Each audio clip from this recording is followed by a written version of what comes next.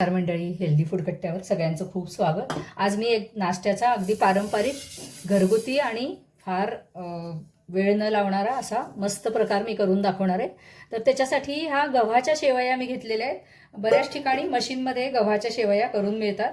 तर मॅगीला हा खूप छान पर्याय आहे आणि हेल्दी पण असतात गव्हाच्या केलेल्या असल्यामुळे. काही ठिकाणी रव्याच्या मिळतात, पण अशा जर आपण शेवया करून ठेवल्या आणि त्याला छान ऊन दाखवलं तर ती वर्षभर ह्या शेवया मस्त टिकतात अगदी. तर ह्या शेवया थोड्याशा मी बारीक करून घेतलेल्या आहेत आणि आता ह्या कोरड्याच आपल्याला कढईमध्ये भाजून घ्यायच्या आहेत.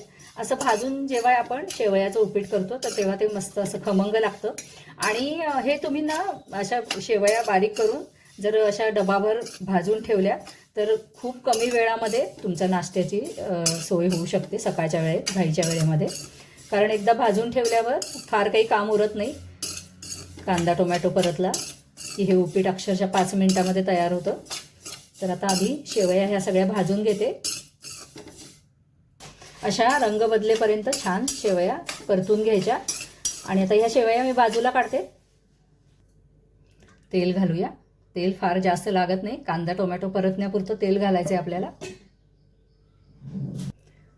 ह्या शेवयाच्या उपीटासाठी मी कांदा टोमॅटो असं चिरून घेतलेला आहे. त्याच्यानंतर मटार आहेत, मी मटार पण घेतले. तुम्ही कॉर्न वगैरे पण घालू शकता, गाजर घालू शकता, तुम्हाला हव्या त्या भाज्या घालू शकता. या दिवसामध्ये भरपूर भाज्या येतात. मोहरी घालू, जिरं घालूया थोडीशी, हिंग घालते थोडा. त्यानंतर मला मिरच्याचे तुकडे तोंडात आलेले आवडत नाही, मी मध्ये कट करते आणि अख्ख्या मिरच्या घालत असते. म्हणजे मग मिरचीचा तिखटपणा पण येतो आणि काढाव्या लागत नाही, काढायला सोप्या जातात. सॉरी.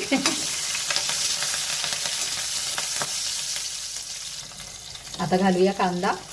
तुमच्या आवडीप्रमाणे कांदा टोमॅटोचं प्रमाण कमी जास्त करू शकता. थोडीशी हळद घालतीये. आधी हळद घातली तर एखाद्या वेळेला जळते, तर त्याच्यामुळे कांदा घातल्यानंतर बाजूला हळद घालायची आणि छान मिक्स करून घ्यायचं. कांदा थोडासा मऊ झाला की मग आपण टोमॅटो घालू याच्यामध्ये.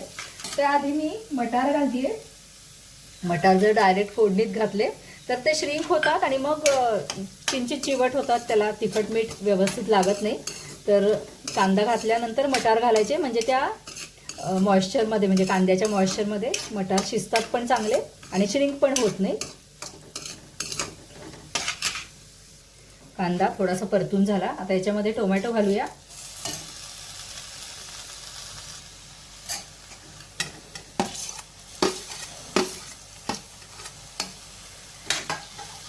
एक 2 मिनिटं थोडासा गॅस मोठा करून परतून घेते. मीठ घालते थोडं, म्हणजे मग हे कांदा टोमॅटो लवकर शिजतील. फक्त परत मीठ घालताना लक्षात ठेवायचं, कारण शेवयांमध्ये पण थोडंसं मीठ असतं. कांदा टोमॅटो परतून झालेला आहे. आता ह्या शेवया ज्या आपण भाजून ठेवल्या होत्या त्या याच्यामध्ये मिसळूया. थोडंसं मीठ घालते, मिसळून घेऊया. एकीकडे मी पाणी गरम करायला ठेवलं आहे. गरम पाणी घातलं की अगदी 2 मिनिटामध्ये हा शेवयाचा उपमा तयार होतो. दिसायला पण बघा मंडळी किती छान दिसतंय. आणि लहान मुलांना जर तुम्ही त्यांचा आवडता मॅगी मसाला जर याच्यामध्ये घालून दिला तर मुलं अजिबात मॅगीचा हट्ट करणार नाही आणि छान हेल्दी त्यांच्यासाठी पण नाश्ता होईल. मॅगीचा मसालासुद्धा घरात करता येतो. मी तुम्हाला कधीतरी त्याचा व्हिडिओ नक्की दाखवीन. पण तुम्ही रेडीमेड मसाला जरी घातला तरी सुद्धा चालेल. ह्या शेवया कारण मैद्याच्या नाही आहेत, तर तुम्ही त्या मुलांना अगदी बिनधास्त देऊ शकता. तर आता याच्यामध्ये घालूया गरम पाणी. तुमच्या आवडीप्रमाणे पाणी घालू शकता. तुम्हाला किती सुपी हवे शेवयाचं उपीट त्याप्रमाणे अंदाज घेत सुद्धा घातलं तरी सुद्धा चालतं. आता फक्त 2 मिनिटं झाकण ठेवते याच्यावर. 2 मिनिटं झाली आहेत आणि आपल्या ह्या शेवयाचा जो उपमा आहे तो तयार झालेला आहे. तुम्हाला याच्यापेक्षा कमी पाणी घालायचं असेल तर कमी पाणी पण घालू शकता.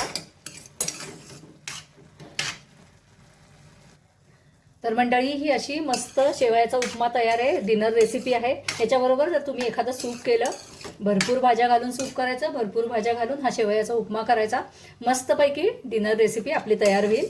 तर हा व्हिडिओ जर तुम्हाला आवडला असेल तर लाईक करा, शेअर करा आणि सबस्क्राईब करा. हेल्दी खा आणि स्वस्थ रहा. धन्यवाद.